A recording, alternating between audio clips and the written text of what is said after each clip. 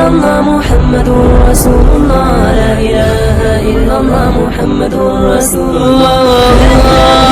السلام علیکم پیارے دوستوں، بسم اللہ الرحمن الرحیم۔ شروع اللہ کے نام سے جو بڑا مہربان نہایت رحم کرنے والا ہے۔ دوستوں، آج آپ کو ایک ایسا حقیقت اور دل دہلا دینے والا واقعہ سنائیں گے۔ ایک نیک لڑکی جو حافظ قرآن تھی، لوگوں کے کپڑے سلائی کر کے گزر بسر کیا کرتی تھی، مرنے کے بعد وہ کیوں عذاب کا شکار ہوئی، اس کی قبر کا حال جان کر ہر کوئی دم رہ گیا، کیونکہ وہ بڑی نیک تھی۔ لوگوں کے اصرار پر جب اس کی ماں نے اس کی حقیقت بتائی تو یہ جان کر سب کے رونگٹے کھڑے ہو گئے۔ گزارش ہے کہ اس ویڈیو کو اینڈ تک ضرور دیکھیے، کیونکہ بہت ساری عورتیں کپڑا سلائی کرتے وقت ایسی غلطیاں کر بیٹھتی ہیں، کہیں آپ کے یہاں تو یہ غلطی نہیں ہوتی۔ آج کی کہانی بڑی سبق آموز ہے، خاص کر کے ان عورتوں اور آدمیوں کے لیے ہے جو سلائی جیسا کام کرتے ہیں، کیونکہ انجانے میں وہ ایسا گناہ کر جاتے ہیں جس کی وجہ سے انہیں بہت سخت عذاب کا سامنا کرنا پڑ سکتا ہے۔ کسی شہر کے دور دراز علاقے میں فاطمہ نام کی لڑکی اپنی ماں کے ساتھ رہتی تھی۔ اس کے باپ کا انتقال بہت پہلے ہی ہو چکا تھا۔ فاطمہ کی ماں نے فاطمہ کو قرآن پاک حفظ کرایا اور اسکول کی تعلیم بھی دلائی اور ساتھ سلائی بھی سکھائی تھی، تاکہ وہ لوگوں کے کپڑے وغیرہ سلائی کر کے زیادہ کچھ نہیں تو گھر کا کھانا پینا ہی چلا سکے، یعنی ان ماں بیٹی کی 2 وقت کی روٹی چل سکے۔ فاطمہ بہت ہی نیک لڑکی تھی، اس کے کچھ اصول تھے جس سے وہ کبھی پیچھے نہیں ہوتی تھی۔ ابھی بھی کئی دیر سے اس کے پاس 2 عورتیں بیٹھی ہوئی تھی اور بار بار کپڑے سلائی کا اصرار کیے جا رہی تھی، لیکن فاطمہ نے 2 ٹوک الفاظوں میں انہیں جواب دے دیا کہ وہ ان کے کپڑے نہیں سل سکتی۔ وہ عورتیں فاطمہ سے منتیں کرنے لگی کہ دیکھو فاطمہ، انکار نہ کرو، تم سب کے کپڑے سلائی کرتی ہو اور بہت اچھے کرتی ہو، ہمارے بھی سل دو، بہت مہنگے کپڑے خریدے ہیں، ہم کسی ایسے درزی کو دے کر کپڑے خراب نہیں کرنا چاہتے، تم تو جانتی ہو کہ تمام گلی محلے کی عورتیں تم سے ہی کپڑے سلواتی ہیں، تم کم دام میں بہت اچھی سلائی کر دیتی ہو اور کپڑے پہننے میں بھی بہت اچھے لگتے ہیں۔ لیکن فاطمہ بولی کہ جس طرح کے تم کپڑے کہہ رہی ہو اس طرح کے کپڑے میں نہیں سل سکتی، ان کپڑوں میں پورے بازو نظر آئیں گے، شلوار کا ڈیزائن بھی ایسا ہوگا کہ پنڈلیوں سے اوپر پاؤں دکھیں گے، توبہ توبہ، میں ایسے کپڑے کیسے سل سکتی ہوں۔ فاطمہ نے یہ بول کر صاف صاف انکار کر دیتی ہے، کہنے لگی کہ ہم تمہیں 500 سلائی دینے کے بجائے 1000 جوڑے کی سلائی دیں گے، ہمیں تمہارے ہاتھ کے سلے ہی کپڑے پسند ہیں، تم بہت ہی حفاظت اور صفائی سے کام کرتی ہو۔ فاطمہ کھڑی ہوئی اور کہنے لگی کہ نہیں باجی، میں سلائی نہیں کروں گی، اور پھر وہ اپنے کچن کھانے کی طرف چلی گئی۔ فاطمہ کی ماں نے بڑی شرمندگی کے ساتھ ان دونوں عورتوں سے معذرت کی اور کہنے لگی کہ میری بیٹی تھوڑی پردے دار ہے، اسی لیے وہ اس طرح کے کپڑے نہیں سلتی۔ دونوں عورتوں کے جانے کے بعد فاطمہ کی ماں نے فاطمہ سے کہا، بیٹی کیوں تم آتی ہوئی روزی کو دھکا دیتی ہو، آخر کپڑے کی سلائی کیوں نہیں کرنا چاہتی تھی، کوئی 4 پیسے آ جاتے۔ تو فاطمہ بولی، امی جان، ایسے بے حیائی کے کپڑے میں کیسے سل کر دے سکتی ہوں۔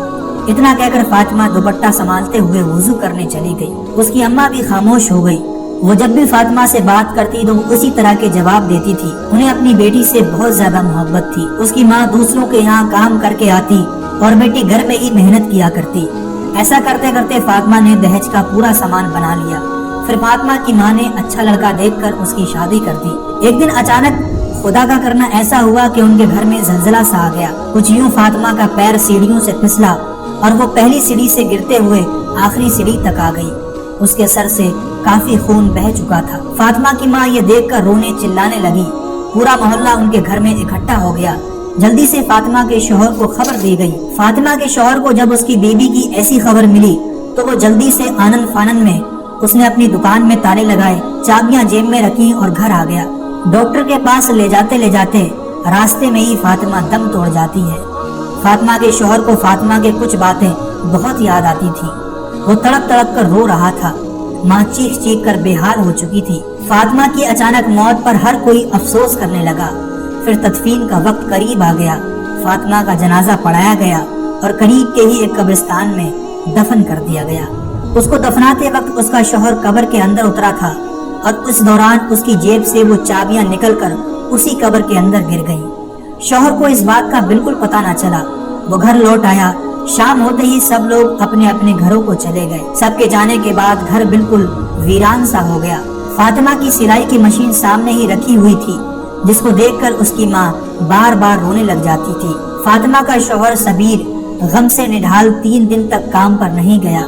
मालिक को भी नहीं बताया था। जैसे ही फातिमा के शौहर ने जेब पर हाथ लगाया तो उसके जेब में वो चाबियां नहीं थी। वो सोच में पड़ गया कि आखिर चाबियां कहाँ चली गई। उसी वक्त सबीर के जहन में ये बात आई कि जब वो कब्र के अंदर उतरा था तो उस वक्त चाबियां कहीं कब्र के अंदर तो नहीं रह गई। अभी सबीर यही सोच रहा था कि इतने में मालिक का फोन आ गया। उसने कहा कि सुबह बंदे काम पर लगाने हैं, मुझे चाबियां चाहिए। ये बात सुनकर साबिर का हलक सूख गया। वो ये भी ना कह सका कि चाबियां गुम हो गई हैं। उसने बस इतना ही कहा कि मैं चाबियां आपको सुबह पहुंचा दूंगा। अब उसने रात ही रात में चाबियां तलाश करनी थी। बहुत सोच विचार करने के बाद उसने कब्रिस्तान का रुख किया। रात का तकरीबन 1 बज रहा था और फातिमा का शौहर कब्रिस्तान की तरफ अपने कदम बढ़ा रहा था। उसका दिल घबराहट का शिकार था। इससे पहले वो कभी इतनी देर रात कब्रिस्तान में नहीं आया था। ये कब्रिस्तान गांव से कुछ दूर के फासले पर था, लेकिन उसे कुछ समझ में नहीं आ रहा था कि वो क्या करे। लेकिन ये भी मजबूरी थी।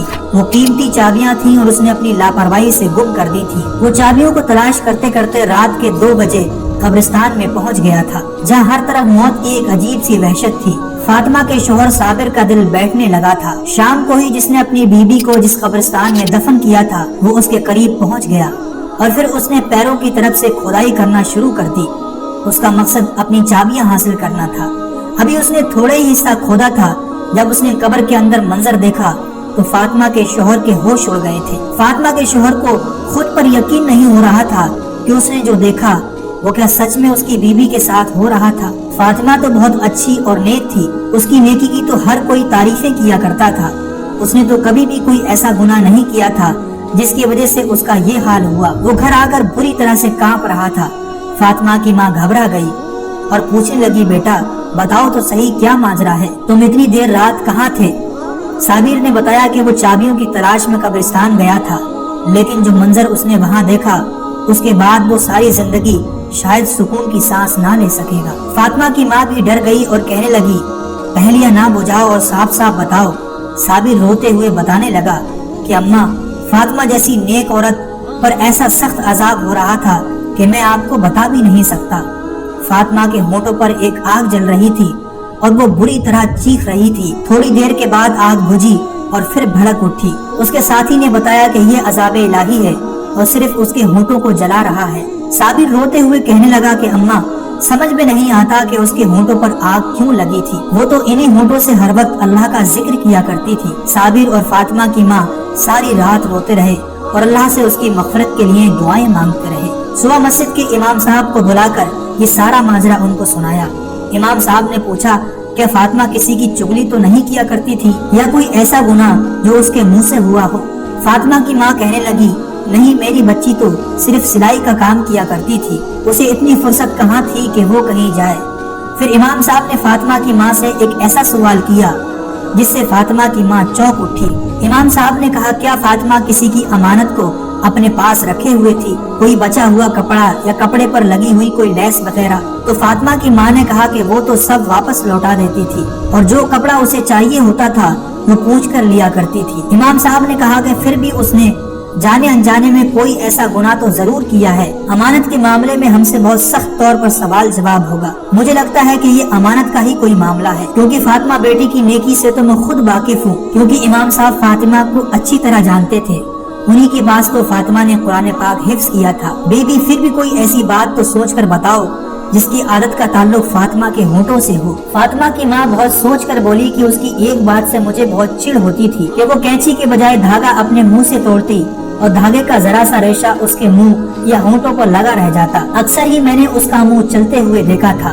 वो अपने मुंह से धागा चबाकर थूक देती थी। मैंने उसे बहुत समझाया, लेकिन वो इस आदत में पक्की हो चुकी थी। ये सुनकर इमाम साहब कहने लगे कि हो सकता है ये अजाब इसी धागे के जर्रे की वजह से हो। इमाम साहब ने कहा कि बेहतर है जो लोग फातिमा से कपड़े सिलवाते थे उनसे जाकर इसके लिए माफी मांग लें और दुआएं मग़फ़िरत करने के लिए कहें। फिर फातिमा की माँ ने उन सबको अपने घर में जमा किया जिनके वो कपड़े सिलाई करती थी और सबको फातिमा की इस छोटी सी आदत का बताकर मग़फ़िरत के लिए हाथ जोड़े। लेकिन ये दोस्तों कोई ऐसी बड़ी बात नहीं थी, इसलिए सब ने फौरन माफ कर दिया।